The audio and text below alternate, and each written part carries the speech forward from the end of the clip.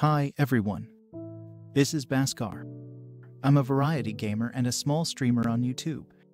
I, with a friend of mine, had a channel called Pocket FM Stories in Brief.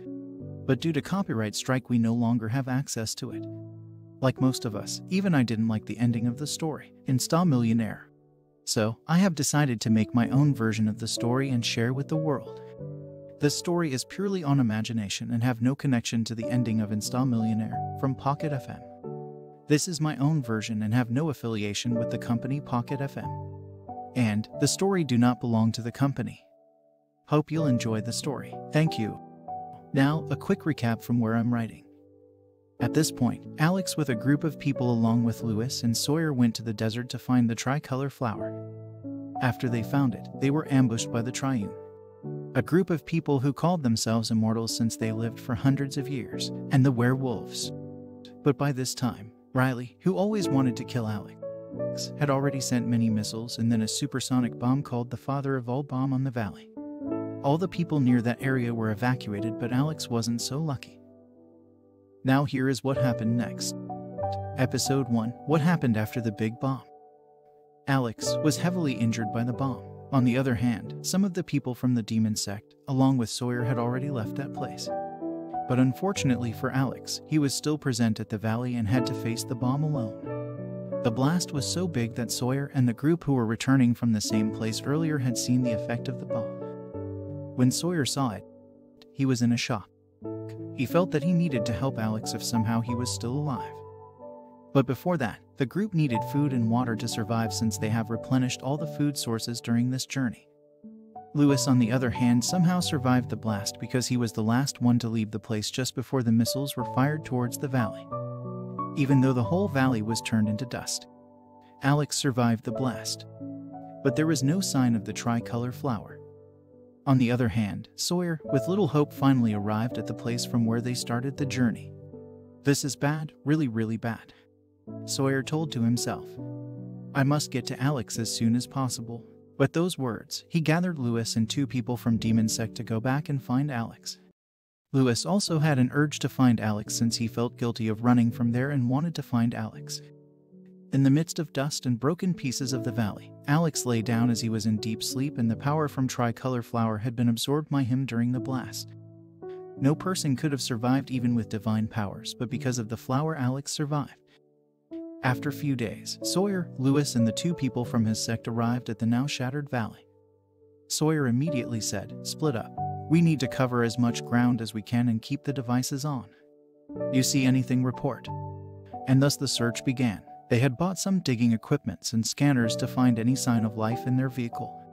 All 4 searched for hours and hours until one of the workers finally found a crack on the ground. "Sir," shouted the person on the device, "we have some signs here."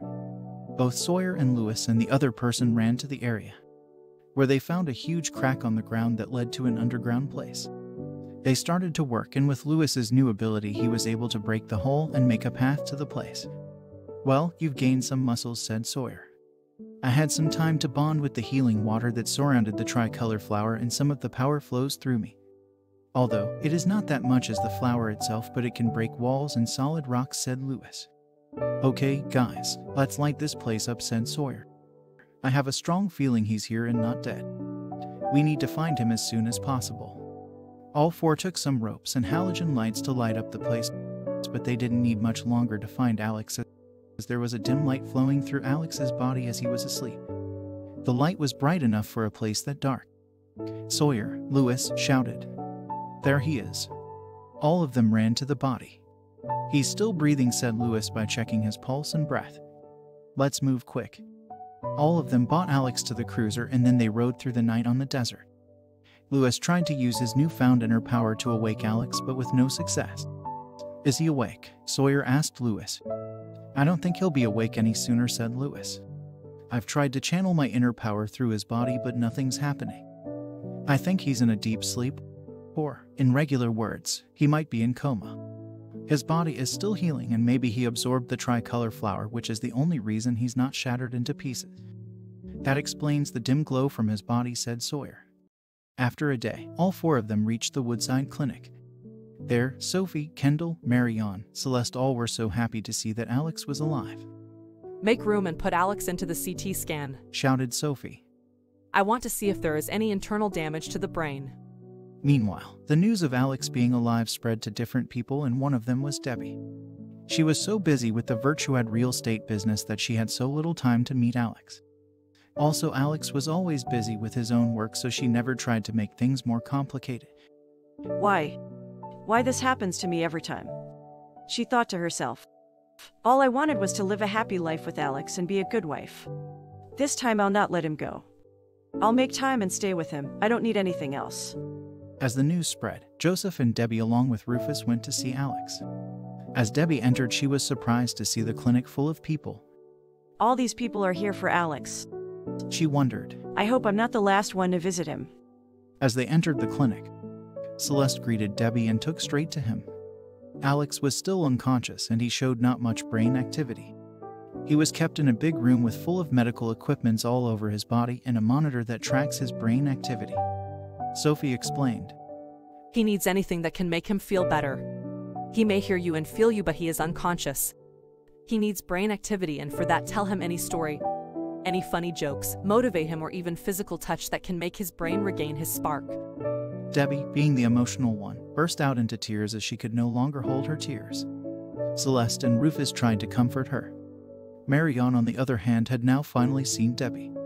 She was amazed by her beauty, as Debbie had a round glass, wore a headband on her short blonde hair. Her cheeks turned red and eyes were watery. Marianne tried to introduce herself to Debbie, but seeing the circumstances, she held back. So, this is Alex's girlfriend. She thought. No wonder Alex never showed interest in me. Even I wouldn't if I were him. Marianne couldn't help to feel a bit jealous, but she had no bad intentions against Debbie. She adored her and thought. Alex, you're one lucky guy. As days passed, many people from different parts of the country came to visit Alex. Kelly, Nellie, Justin, and Alex's mother Flora, the other moon maidens, all were present. They bought bouquet of flowers and came to visit Alex. The Class 6 students also visited along with Heidi. Even Rose and Kathy showed up, all because they cared for Alex. Debbie finally met Nellie and Justin after a long time. And Alex's mother have now seen Debbie and her care towards Alex, and deep down she thought, I couldn't be more happy to have a daughter-in-law like Debbie.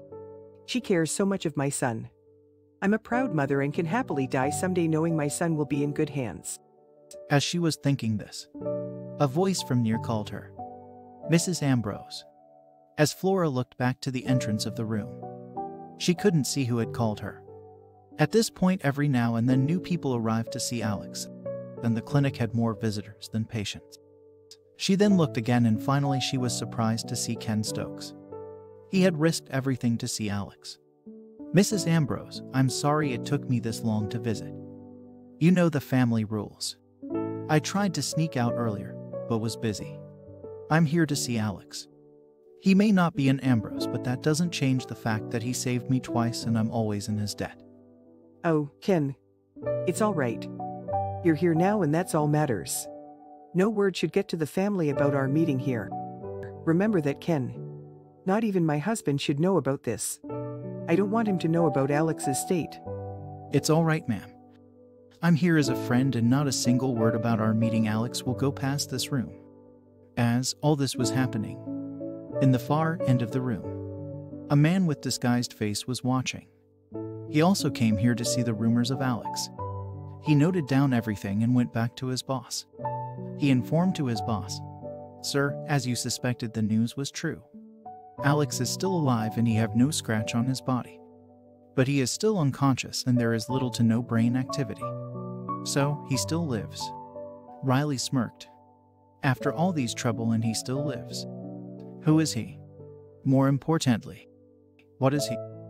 How did he get this strong that even missiles and bomb doesn't affect his physical body? Sir, I think you need to leave Baltimore for now and lay low, said the disguised man. Yes, I think I'll do that. I can't kill Alex anyway. But one day I'll be back and take what is mine. Meanwhile, all the people talking with each other in the big room and trying to refresh Alex's memory. It was a great moment to see everyone here, said Sawyer to himself. I should still keep an eye of any danger that can keep lurking. The hospital had full security with some people of Joseph and some demon sect. There was no way anyone could enter the room without being noticed. The episode ends with people trying to help Alex by telling stories, and some were telling about the happy times. But Debbie, she was just holding Alex's hand. And with a teary eye, she was still sitting near Alex trying to help him regain his consciousness.